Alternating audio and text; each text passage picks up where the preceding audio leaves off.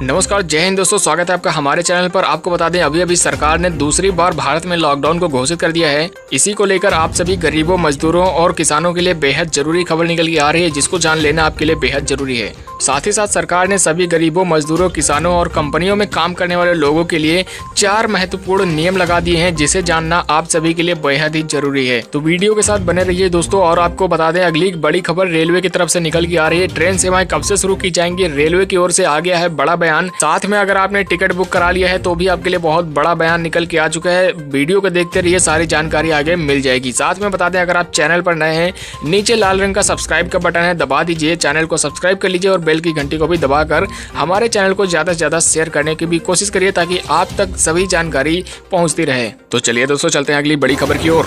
3 मई की लॉकडाउन की घोषणा के बाद मोदी सरकार ने कर दिया एक और बड़ा ऐलान। जी हां, दरअसल आपको बता दें 14 अप्रैल को प्रधानमंत्री नरेंद्र मोदी ने देश के संबोधन देते हुए कहा, पूरे भारत में 3 मई तक लॉकडाउन को बढ़ाया जाता है। इसी दौरान पीएम ने यह भी कहा कि मेरी सभी राज्यों के मुख्यमंत्रियों के साथ लगातार चर्चा हो रही है और उन सबका भी यही मानना है कि लॉकडाउन को आगे बढ़ाया जाए, इसलिए लॉकडाउन को 3 मई तक बढ़ाया गया। प्रधानमंत्री ने कहा कि आप जैसे पहले लॉकडाउन का पालन करते थे, उसी तरह अब भी लॉकडाउन का पालन करेंगे, ताकि कोरोना के हराने में किसी भी प्रकार की कठिनाई न हो। साथ ही मैं आपको बता दें कि दूसरे लॉकडाउन लागू होने के 24 घंटे के अंदर ही मोदी सरकार ने एक बहुत बड़ा फैसला ले लिया है। क्या वो फैसला, चलिए आपको बताते हैं।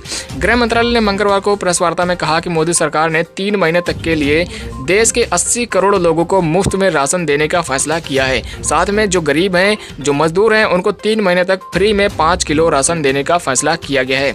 इसके अलावा आपको बता दें राशन की आपूर्ति पर 24 घंटे नजर रखी जाएगी। साथ में स्वास्थ्य मंत्रालय के संयुक्त सचिव अग्रवाल ने कहा 218 से अधिक लाइफलाइन उड़ानें जो हैं उनको रवाना किया गया है, जिसमें 377 टन दवाइयों को देश के दूर दराज इलाकों में भेजा गया है, ताकि किसी भी प्रकार की कठिनाई न उत्पन्न होने पाए। आपको बता दें कि मजदूरों और गरीबों की समस्याओं के निपटारा करने के लिए शिकायत केंद्र भी बनाए गए हैं। वहीं अगली खबर निकल के आ रही है, भारत से इस चीज की भीख मांग रहा पाकिस्तान, सोशल मीडिया पर हो रही कड़ी आलोचना। जी हाँ, दरअसल आपको बता दें पाकिस्तान पहली बात तो अपनी हरकतों से बाज आता नहीं है और अब भारत के सामने हाथ फैला रहा है और बोल रहा है कि मलेरिया की दवाई हाइड्रोक्सी क्लोरोक्विन दे दो। दरअसल क्या है पूरा मामला, बताते हैं आपको।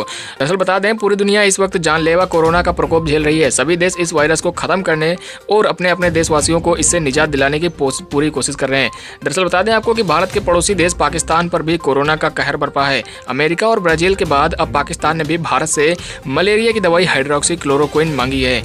आपको बता दें कि पाकिस्तान में अब तक 107 लोगों की मौत हो चुकी है कोरोना की वजह से। जी हां, बता दें कि पाकिस्तान में कोरोना संक्रमण के कारण अब तक 5,988 मामले सामने आ चुके हैं। वहीं 107 लोगों की मौत भी हो चुकी है।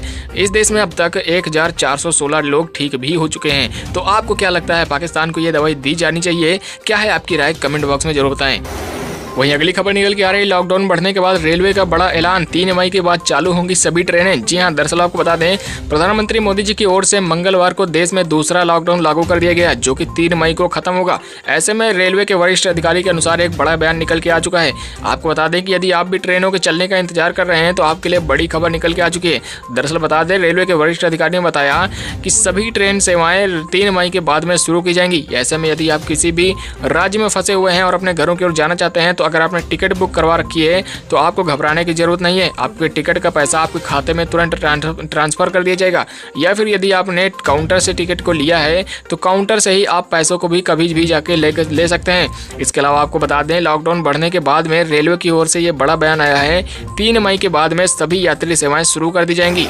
वहीं अगली खबर निकल के आ रही, सरकार ने निकाला शहर में फंसे मजदूरों की परेशानी दूर करने का फॉर्मूला, गांव जाने की अब जरूरत नहीं। जी हां, दरअसल आपको बता दें 3 मई तक लॉकडाउन बढ़ाए जाने के बाद में केंद्र सरकार ने नई गाइडलाइंस जारी कर दी हैं। इसमें ग्रामीण अर्थव्यवस्था को चालू रखने के सभी उपाय किए गए हैं। दरअसल आपको बता दें कि शहर में फंसे मजदूरों के लिए भी राहत दी गई है। 20 अप्रैल के बाद में शहरों के भीतर निर्माण कार्य को छूट मिल जाएगी, क्योंकि कंस्ट्रक्शन के काम को करने के लिए शहर में मौजूद मजदूरों को ही रोजगार दिया जाएगा, बाहर से मजदूर नहीं लिए जाएंगे।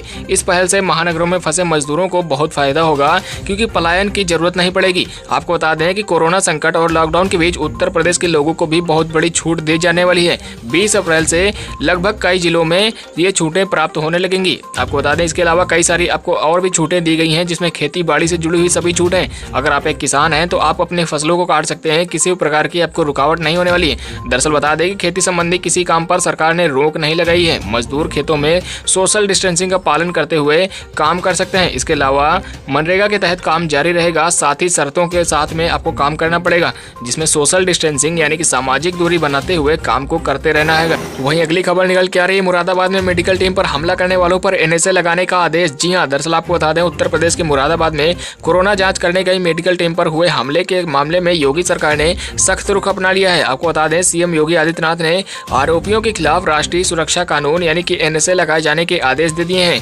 आपको बता दें कि योगी आदित्यनाथ ने पूरे घटनाक्रम पर सख्त नाराजगी भी जताई है। उन्होंने अधिकारियों को आरोपियों के खिलाफ कड़ी कार्रवाई करने के आदेश भी दे दिए हैं।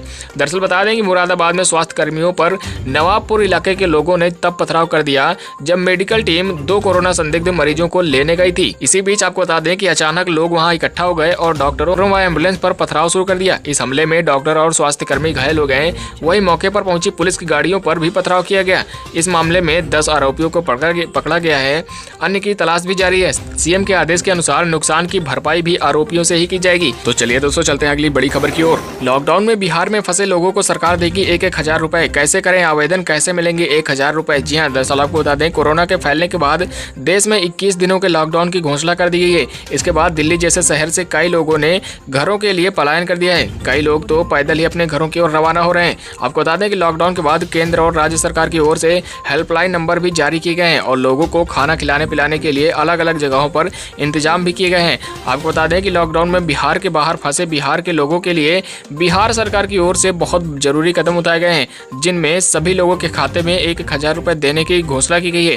आपको बता दें कि बिहार की सरकार नीतीश कुमार की ओर से बहुत बड़ा ऐलान किया गया है कि सभी मजदूरों, सभी गरीबों, सभी किसानों के खातों में 1-1 हजार रुपए भेजे जाएंगे। अब आपको ये प्राप्त कैसे होंगे, चलिए आपको हम बता देते हैं। सबसे पहले आपको बता दें, आपको बिहार की आपदा प्रबंधन वेबसाइट पर जाना पड़ेगा और यहाँ से आपको एक एप्लीकेशन डाउनलोड करना पड़ेगा और उस एप्लीकेशन पर आपको अपना मोबाइल नंबर, आधार नंबर और बैंक डिटेल भरना पड़ेगा। उसके बाद में आपको अपनी फोटो और सेल्फी अपलोड करना होगा। इसके बाद में आपके मोबाइल नंबर से उसको रजिस्टर करने के बाद में आपके खाते में बिहार सरकार के द्वारा 1 हजार रुपया भेज दिया जाएगा। साथ में आपको बता दें कि यदि आपको 1 हजार रुपया प्राप्त हो चुका है तो आप कमेंट बॉक्स में अपना नाम, अपने राज्य का नाम, साथ में आप इस समय कहां पर फंसे हुए हैं ये जरूर लिखें। तो चलिए दोस्तों चलते हैं अगली बड़ी खबर की ओर। सरकार ने निकाला शहर में फंसे मजदूरों की परेशानी दूर करने का फॉर्मूला, गाँव जाने की अब जरूरत नहीं। जी हां, दरअसल आपको बता दें भारत सरकार की ओर से नई गाइडलाइंस जारी कर दी गई हैं, जिसमें सभी मजदूरों, सभी किसानों को बहुत बड़ी छूटें दी गई हैं। चलिए एक एक करके आपको बताते हैं क्या है वो छूटें, क्या आपको राहत मिली है। दरअसल बता दें कि 3 मई तक लॉकडाउन बढ़ाए जाने के बाद केंद्र सरकार ने नई गाइडलाइंस जारी कर दी गई हैं। इन गाइडलाइंस के मुताबिक ग्रामीण अर्थव्यवस्था को पूरी तरीके से चालू रखने के उपाय किए गए हैं। साथ ही साथ शहरों में फंसे मजदूरों के लिए भी राहत दी गई है। आपको बता दें कि 20 अप्रैल के बाद शहरों के भीतर सभी निर्माण कार्य शुरू हो जाएंगे। जो भी मकान बनने हैं, बिल्डिंगें बननी है, उनका निर्माण शुरू हो जाएगा, क्योंकि कंस्ट्रक्शन के काम के लिए शहर में मजदूर जो उपस्थित हैं उन्हीं को रोजगार दिया जाएगा, उन्हीं से काम करवाया जाएगा, बाहर से मजदूरों को नहीं बुलाया जाएगा। इससे फायदा क्या होगा कि महानगरों में फंसे मजदूरों को ही बहुत जो फायदा है वो मिलेगा और पलायन की जरूरत नहीं पड़ेगी। इसके अलावा आपको बता दें अगर आप एक किसान हैं तो खेती से जुड़े सभी आपको छूटें दी गई हैं। खेती बाड़ी आप कर सकते हैं, किसी प्रकार की आपको रुकावट नहीं होने वाली है। आपको बता दें कि खेती संबंधी किसी काम पर सरकार की रोक नहीं लगाई गई है। मजदूरों और जो भी किसान हैं वो पूरी तरीके से खेती के काम को कर सकते हैं। इसके अलावा जो मनरेगा के काम है वो भी किए जा सकते हैं। साथ ही साथ कुछ शर्तें हैं जैसे कि सोशल डिस्टेंसिंग का पालन आपको अवश्य करना है। तो चलिए दोस्तों चलते हैं अगली बड़ी खबर की ओर। 3 मई तक आप नहीं कर सकेंगे ये 13 काम, पीएम मोदी के हो गए सख्त आदेश। जी हां, दरअसल आपको बता दें केंद्र सरकार ने लॉकडाउन के दूसरे पार्ट को लेकर नई गाइडलाइंस जारी कर दी हैं। इसमें किसानों, ई कॉमर्स, प्लम्बर, मैकेनिक और कारपेंटर को तो राहत दी गई है, जबकि आईटी कंपनियों को कुछ शर्तों के साथ में खोलने के परमिशन दी गई है। आपको बता दें कि सरकार ने कहा कि आवश्यक सामानों जैसे कि दवाइयों का उत्पादन जारी रहेगा। कुछ शर्तों के साथ में ट्रकों के आने जाने की भी इजाजत दी जाएगी। लॉकडाउन में फंसे लोगों के लिए होटल, लॉज खुले रहेंगे। हालांकि आपको बता दें कि लॉकडाउन के दूसरे फेज में 13 ऐसी सुविधाएं हैं जिनको आप इस्तेमाल नहीं कर सकते हैं। तो चलिए जान लेते हैं कौन कौन सी हैं वो 13 सुविधाएं। सबसे पहले तो आपको बता दें कि आज से आप बिना मास्क या फिर अपने मुंह को बिना कवर किए बाहर नहीं निकल सकते हैं और किसी भी सार्वजनिक जगह पर थूक नहीं सकते हैं। यदि आप ऐसा करते हुए पाए जाते हैं तो आपके ऊपर जुर्माना भी लगाया जा सकता है। इसके अलावा आपको बता दें 3 मई तक सभी डोमेस्टिक और इंटरनेशनल फ्लाइट सस्पेंड रहेंगी। ऐसे में आप एक जगह से दूसरी जगह पर सफर नहीं कर सकते हैं, जहां है वहीं आपको रहना पड़ेगा। यानी कि सभी उड़ानें उड़ानें पूरी तरीके से रद्द कर दी गई हैं। इसके अलावा आपको बता दें 19 दिन यानी 3 मई तक कोई भी पैसेंजर ट्रेन, स्पेशल ट्रेन या प्रीमियम ट्रेन नहीं चलेगी। ऐसे में ट्रेन सर्विस भी आपके लिए बंद रहेगी। सभी तरह की पब्लिक ट्रांसपोर्ट बसें आपके लिए बंद रहेंगी। किसी भी तरीके से पब्लिक ट्रांसपोर्ट या फिर बसों को चलाने को लेकर अभी परमिशन नहीं दी गई है। इसके अलावा आपको बता दें अगर आप ओला, उबर या फिर शेयर कैब लेकर अपने दोस्त के घर जाने की सोच रहे हैं तो ऐसा आप नहीं कर पाएंगे, क्योंकि कैब सर्विस भी पूरी तरीके से सस्पेंड कर दी गई है। सभी धार्मिक जगहों जैसे कि मंदिर, मस्जिद, गुरुद्वारा, चर्च भी 3 मई तक पूरी तरीके से बंद रहेंगे ताकि सोशल डिस्टेंसिंग का पालन हो सके। इसके अलावा इस दौरान सार्वजनिक रूप से कोई भी सेलिब्रेशन नहीं किया जा सकता है। किसी भी तरीके का शादी ब्याह भी नहीं आयोजित किया जा सकता है। शादियों या अंतिम संस्कार पर भी पूरी तरीके से रोक लगा दी गई है।